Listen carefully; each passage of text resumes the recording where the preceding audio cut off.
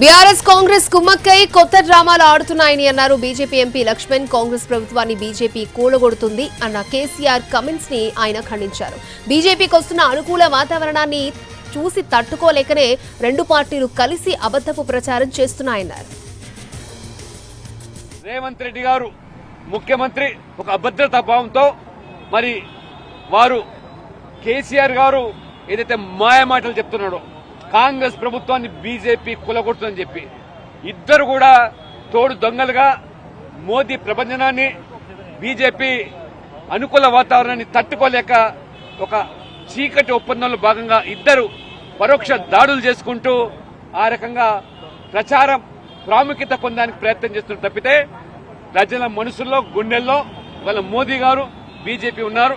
ఖచ్చితంగా ఇవాళ మేము ఆ సికింద్రాబాద్ గెలుపు భారీ మెజార్టీతో ఇవాళ గెలుపు దిశలో మేము ముందుకు పోతా ఉన్నాం.